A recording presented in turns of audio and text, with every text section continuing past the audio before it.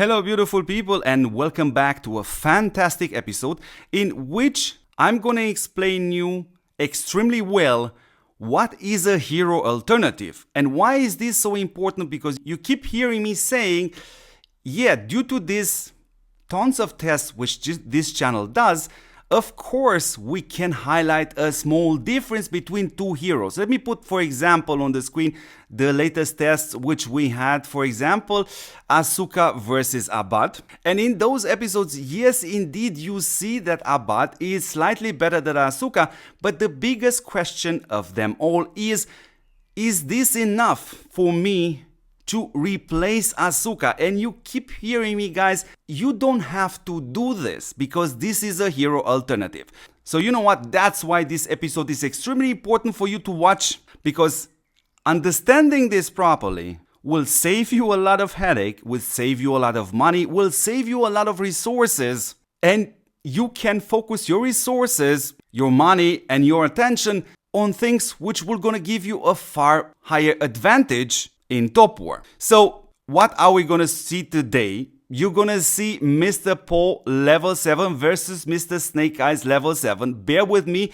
Originally, I had planned Mr. Paul level 7 versus Mr. Paulik level 7 because it's a very old hero. Sadly, I lost those battery ports and also forgot the name of that player. But you know what? I think I can definitely explain this term hero alternative based on Mr. Paul versus Mr. Snake Eyes. So bear with me.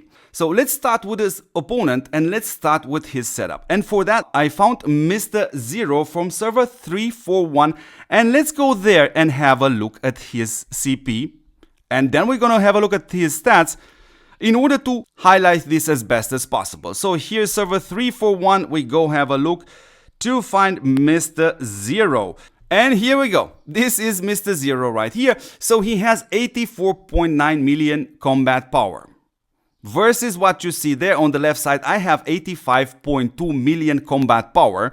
And this is the exact reason why I have shown you at the beginning of this video, because I do not equip skills on heroes which I don't need. Because yes, I could theoretically inflate my CP by 2 to 3 million, but there is no point to do that. So next step, let's have a look at his setup. So from the CP perspective, he definitely looks very close to me. So let's have a look at his setup and stats. And what I have to mention, of course, towards the end of the video, I'm going to put all the battle results on the screen. But for the sake of showing the stats, we're just going to pick a random one. In this case, yes, Po is an alternative to Snake Eyes. And it's kind of a similar thing like Asuka versus Abad. Because you know Snake Eyes is exclusively only for tanks. So first of all, in all these battle reports, which you're gonna see towards the end of the episode, I'm always the attacker. Which means, in other words, he's using the offensive Valhallas, which not quite work at their maximum potential, while mine do indeed. And let's have a look at his setup. So why is this so important? We see here a Paul level 7, a Snake Eyes level 7, and a Striker Rika level 7. So all three heroes are level 7 on both sides. So from this perspective, yeah, it's super fair. Let's have a look a second at the gear. And here you can spot here and there a difference. Yes, indeed. And here you see he is using the Blade Saw Heavy Trooper. Here is also something important, but we're gonna get to that in a moment in the stats. And what we're seeing here, he's using the Scorpion setup while I'm using the Shark formation. When we have a look at the army HP, he is slightly higher than me by roughly 500%. But when it comes down to the army attack, I'm 400% higher than him. So we also see a difference on army damage, me being slightly higher and him being slightly higher on the damage decrease. But let's have a look also at the DEF, and here's super important, and we're gonna go a bit more into details when it comes down to this. So here you see he has an army DEF of 40% versus my 11%, so it's a roughly 30% difference already there. And also DEF of all units, it's roughly 20 something percent. So let's click on this and see where this is coming from. So a huge chunk comes from his Heavy Trooper, which means yes, instead of investing in another hero, he actually invested his resources, his money, his focus into that chip. That's why I showed you. And let's have a look at the EF of all units. Where is that coming from? And again, you see a huge chunk coming from the Heavy Trooper.